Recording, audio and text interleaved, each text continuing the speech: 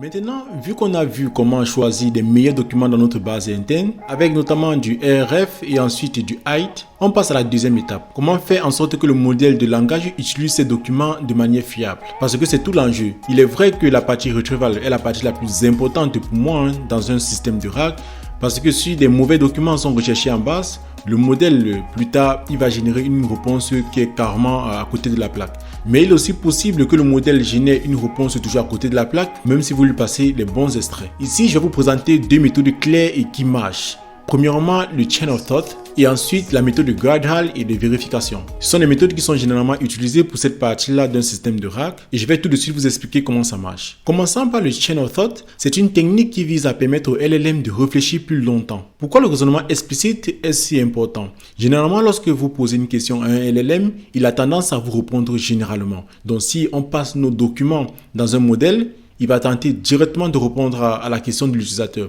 Parce que ce qui se passe, c'est que vous passez la question d'origine que l'utilisateur a posée, les extraits que vous avez récupérés de votre base interne, vous mettez tout cela dans le contexte du modèle et lui va chercher directement à fournir une réponse. Donc ce qu'on veut lorsqu'on rajoute du chain of thought, c'est qu'on veut que le modèle il réfléchisse plus longtemps, il compare bien ses sources, il construit un raisonnement bien précis avant d'arriver à la réponse finale. C'est vrai que ça va prendre un peu plus de temps, ce n'est pas très agréable pour l'utilisateur, mais ce qu'on veut aussi, c'est que le modèle ne génère pas juste des phrases jolies, mais qu'il réponde efficacement, qu'il réponde de manière pertinente. Donc cette méthode consiste plus précisément à faire du prompt engineering.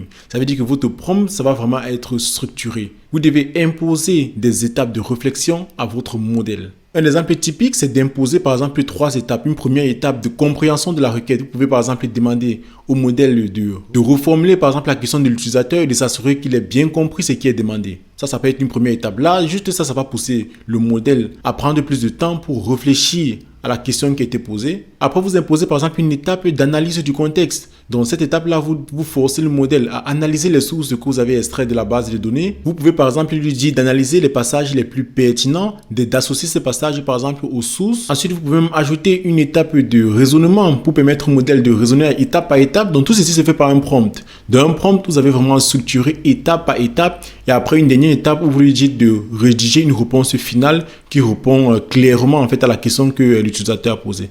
Donc là, c'est ce qu'on appelle c'est vraiment du prompt engineering, en fait, c'est du chain of thought. Donc avec le modèle lui-même là, il va raisonner pendant longtemps, il va analyser ses sources avant de pouvoir générer une réponse à la fin.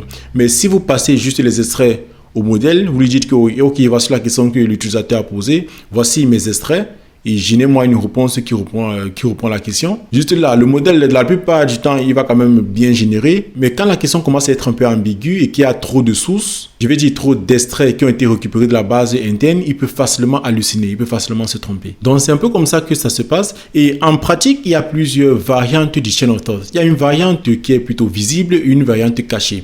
Une variante visible, ça veut dire que vous pouvez carrément afficher à l'utilisateur en fait les étapes de processing, les étapes de traitement en fait des extraits, des sources et de la question de l'utilisateur. Là, ça va être bien pour l'expérience utilisateur. Si vous utilisez une plateforme comme Chainlit dans laquelle vous pouvez par exemple rajouter des étapes, là l'utilisateur pourra voir ainsi les étapes de réflexion. Mais en mode caché, c'est plutôt l'inverse. Ça veut dire que ces étapes seront juste en interne et juste à la fin, tu vas afficher la réponse à l'utilisateur. Comme les méthodes qu'on a vues actuellement, le chain of thought a ses avantages et ses limites. Et comme avantage, vous comprendrez directement avec moi que la réponse qui va sortir à la fin risque d'être beaucoup plus pertinente de répondre à la question que vous avez posée. Mais il faut bien encadrer le chain of thought parce qu'une chain of thought trop longue peut consommer du contexte et entraîner des coûts. Quand je parle de contexte, il s'agit de la quantité maximale de mots qu'un modèle de langage peut supporter. Et plus il y a de mots, plus il y a de contexte parce que là, il va se poser des questions, il va répondre à ces questions de façon en interne, quoi. Donc, cela va entraîner forcément de la consommation de tokens et il va augmenter vos coûts. Un point d'attention aussi du chain of thought, c'est que vous devez rappeler au modèle qu'il ne doit pas inventer du contenu même durant la phase de raisonnement.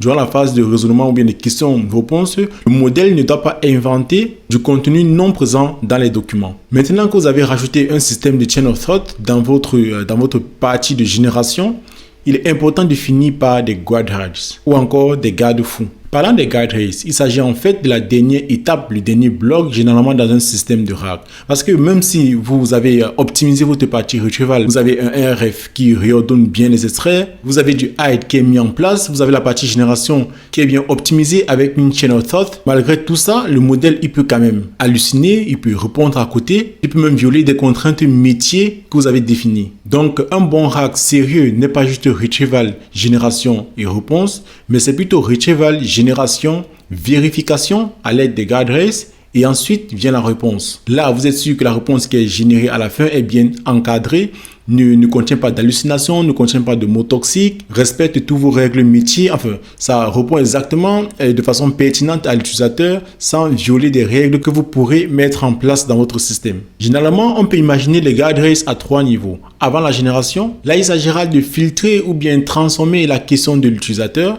On peut l'insérer pendant la génération. Généralement, cela se fait par des prompts qui vont ainsi contraindre le modèle. On peut l'imaginer après la génération. Là, il s'agira ainsi de vérifier la réponse qui a été générée par le modèle et éventuellement la bloquer si elle contient des mots toxiques ou bien s'il a répondu à côté de la plaque. Lorsque je parle d'un guide rail pendant la génération, il s'agit tout simplement de préciser dans le prompt ce que le modèle a le droit de faire et il a le droit de ne pas faire. Et lorsqu'on parle d'intégrer un guide rail après la génération, cela peut être fait par un autre LLM qui va venir ainsi vérifier la réponse qui a été générée. Donc il aura tout le contexte, il aura la réponse générée par le LLM et lui il va justement essayer de voir si la réponse est hallucinante, si ça répond parfaitement à la question de l'utilisateur.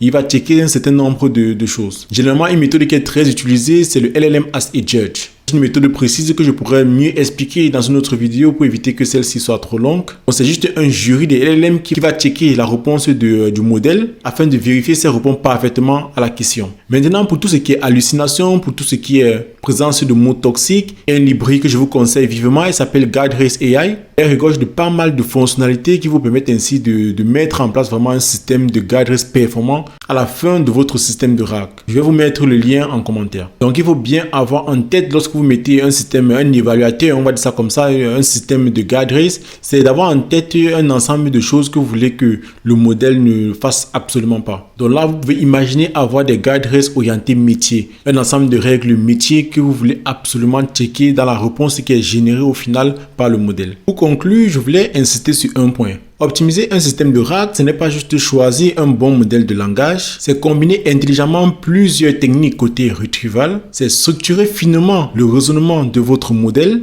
à l'aide du chain of thought comme on a vu précédemment. Mais surtout, c'est de mettre en place des guide rails qui vont venir contrôler ce qui sort du modèle. Donc aujourd'hui, on a vu ensemble le chain of thought qui va permettre de forcer votre modèle à raisonner avant de répondre à la question. Et finalement, des guide rails qui vont venir contrôler ce qui va sortir du modèle, qui va vérifier justement si le modèle n'hallucine pas, si le modèle respecte des règles métiers que vous allez définir, et donc s'il répond de façon pertinente à la question de l'utilisateur. Donc on arrive à la fin de cette vidéo. Je vous remercie pour votre attention et serai ravi de répondre à vos questions en commentaire ou bien même de rentrer dans des détails d'implémentation si vous le souhaitez. Si vous avez aimé la vidéo, n'hésitez pas à la liker car cela nous soutient énormément. Et surtout, si vous n'êtes pas encore abonné sur Mastering AI, n'hésitez surtout pas à le faire pour ne rien manquer sur la chaîne. Comme je vous l'ai dit, ici on parle de Python, on parle de data, on parle d'intelligence artificielle de manière générale et on vous aide à développer des projets concrets dans un monde professionnel. Je vous dis salut et à très bientôt sur Mastering AI.